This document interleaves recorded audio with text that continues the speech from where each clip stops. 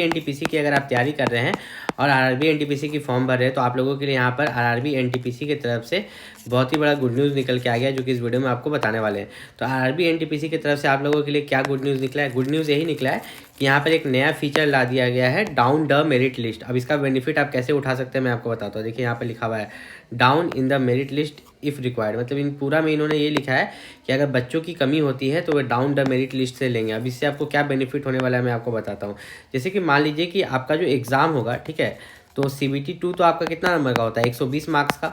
120 marks का exam हुआ। अब आपका जो कट ऑफ गया, ठीक है, मान के चलते हैं कि आपका जो कट ऑफ गया हो गया 85, ठीक है, और आपने जो मार्क्स लाया, ठीक है, आपने जो मार्क्स लाया, कट ऑफ तो 85 गया, आप जो मार्क्स लाए यहाँ पर अगर हम बात करें तो वह है मान लीजिए 83, ठीक है। आपने यहाँ पर 2 मार्क्स कम लाया है कट ऑफ से, तो कट ऑफ से तो आपका 2 नंबर कम है, तो सिलेक्शन नहीं होना चाहिए। लेकिन यहाँ पर आता है एक नया फीचर जिसका नाम है डाउन द मेरिट लिस्ट, जो कि आपको मदद करेगा। यहाँ पर ये लिखा हुआ है कि मान लो कट ऑफ तो 85 चला गया, लेकिन बहुत ऐसे बच्चे हैं जो कि सिलेक्शन के बाद भी ज्वाइनिंग नहीं लेते हैं, छोड़ देते हैं, तो एक down the merit list create किया जाएगा, जिसको एक तरह से वेटिंग लिस्ट भी बोलते हैं। क्या बोलते हैं? आपको वेटिंग लिस्ट भी बोलते हैं।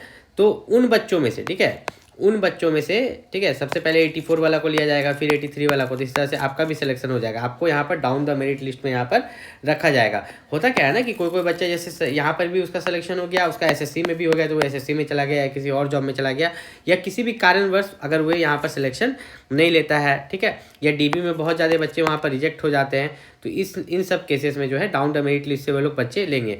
अब यहाँ पर हम बात करते हैं कि अगर आप आरआरबी एनटीपीसी की तैयारी करें तो उसको निकालने का क्या एक उपाय है, ठीक है। तो उस आरआरबी एनटीपीसी में अगर आप देखिएगा तो ज़्यादातर यहाँ पर क्या है, मैथ और रीजनिंग का खेला है। मैथ, रीजनिंग और जनरल अवेयरनेस। यहाँ पे इंग्लिश तो होता ही नहीं है।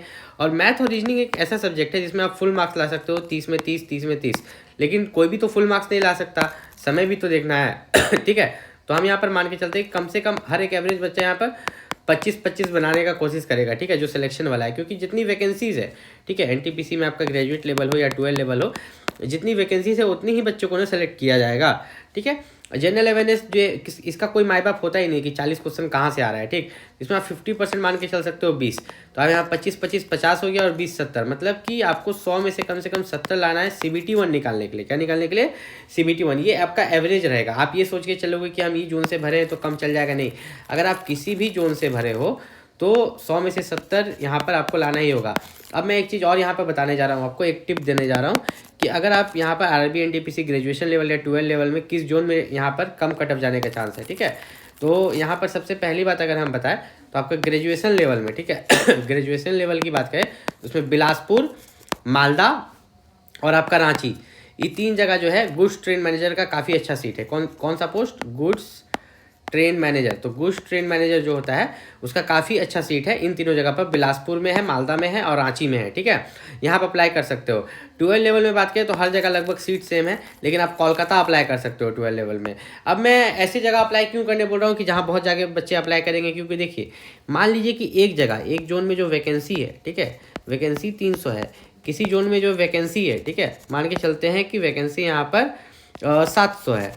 तो यहाँ पर आप एक चीज़ देखिएगा कि जब मेरिट लिस्ट बनाया जाएगा, जब बच्चों को लास्ट में सेलेक्ट किया जाएगा CBT 1 CBT 2 सब चीज़ के बाद, तो यहाँ पर जो है अगर बात करें तो आप टॉप 300 में आइएगा तब आपका सिलेक्शन होगा। 300 सीट है ना इस जोन में, ठीक है, इस जोन में जो है 300 सीट है, तो टॉप 300 में आइएगा, 300 बच्चा को न लेगा तब आपका सिलेक्शन होगा।